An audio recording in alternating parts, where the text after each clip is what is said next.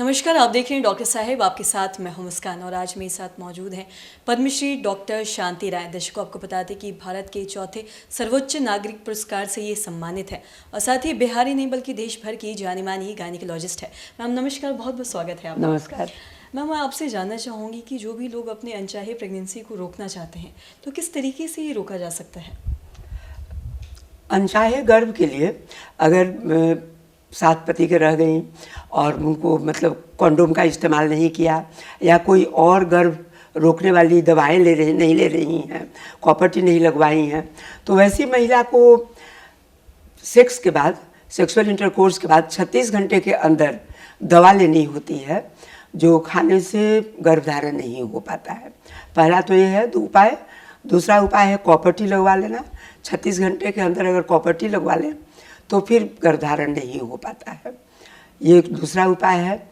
और तीसरा उपाय है, अगर नहीं कर पाई, शुरू में उन्होंने कोई प्रिकॉशन नहीं लिया और गर्भ को छोड़ दिया, तो मासिक अगर रुक गया नेक्स्ट, तो मेंस के बाद में फिर खाने वाली दवाएं मिलती हैं, एमटीपी कराने वाली 2 तरह की दवाएं दी जाती हैं।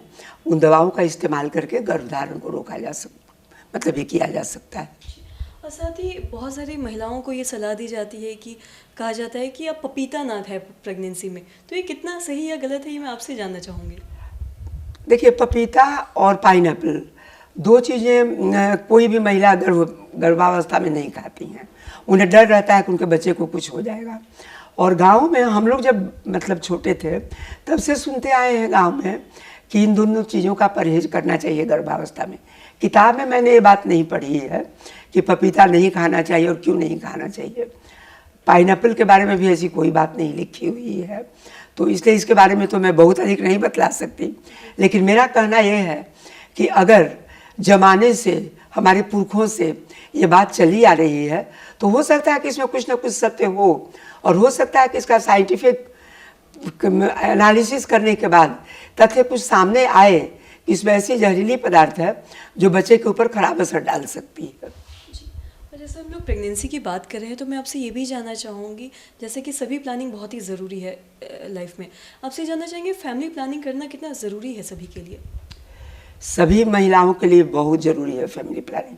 फैमिली प्लानिंग करने से उनका भी स्वास्थ्य ठीक रहता है, बच्चे का स्वास्थ्य ठीक रहता है, और समाज एक अच्छा समाज, राष्ट्र एक अच्छे राष्ट्र में बना हुआ रहता है। फैमिली प्लानिंग क्यों ज़रूरी है? क्योंकि अगर नहीं करेंगी तो 2 बात होगी, ये प्रेग्नेंट हो जाएंगी।